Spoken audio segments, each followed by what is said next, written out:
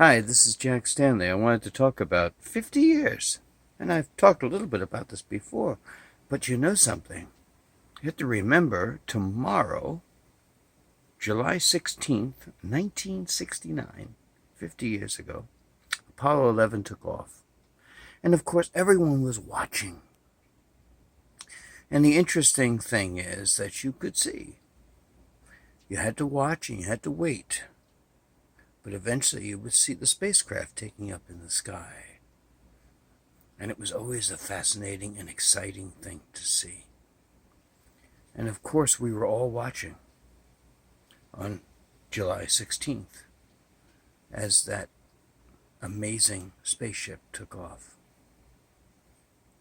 Just a few days later, we watched on television an animated version, because no one had ever done it before, landing on the moon. And of course, that night on television, I sat with my mom and my sister, and we watched in real time walking on the moon. Wow. It's really amazing when you think about it. 50 years ago. I'm really not sure whether the fact that it's 50 years ago or what they did is more incredible. Because considering the fact that half a century has gone by and we really haven't done anything like we did back in the 1960s. It's kind of sad. We had all these dreams and all these plans to be in many planets by this time. But unfortunately, shortly after Apollo 11, you had several other missions going all the way up to Apollo 17, and then it was over. I can kind of guess why. Because the Cold War had been fought on the moon, and the moon had been landed upon by the United States. And so there seemed to be very little desire or any interest in sending scientific folk over there to do research. There's very little research done on the moon. There's a lot of moon rocks taken.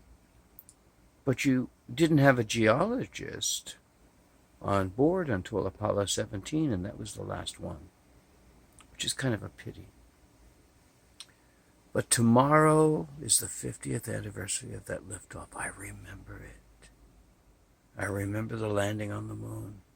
I remember watching all that. And many, many years later, I remember interviewing Buzz Aldrin, who was on that first voyage to the moon. And it was kind of an amazing thing talking to him and thinking about my youth. And here I am now in the later years of my life, and Buzz Aldrin's near 90.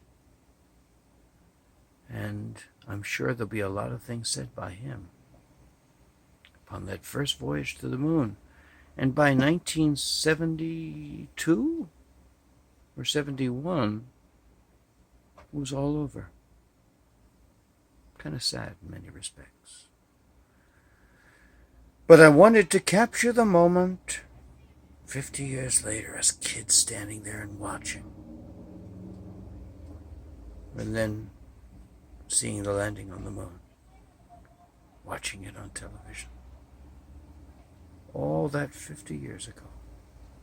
Doesn't seem that long ago, but it was. So many people weren't born yet who will hear this. My mom, she was there. My sister. And it was the most remarkable thing I think I've ever seen in my life. And you know something? Yes, we've sent missions to Mars, but with no people. But I have to tell you that seeing someone walk on the moon, that was the most remarkable thing I think I've ever seen. And I hope I live long enough to see us do it again. So, congratulations, Apollo 11, on your 50th anniversary. And finally answering the quest and the desire of President John F. Kennedy of landing on the moon in this decade and bringing them safely home to Earth. I remember when Kennedy said that. I remember the moon landing. And now 50 years later, it's an amazing, amazing thing to think of. Wow. We don't live long enough, do we? Because there's so many things I'd like to live to see. And already I've lived most of my life. But just think in the future, the amazing things we'll discover. Amazing developments, the remarkable worlds we will see. There is a bit of envy for all of us, future generations. But at least we were able to watch man first walk on the moon. And that was Neil Armstrong, followed by Buzz Aldrin.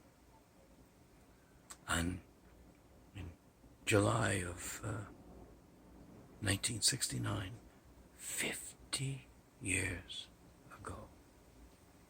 Bravo, NASA. It's time to rekindle your former glory. Come on out and do something incredible. Thank you.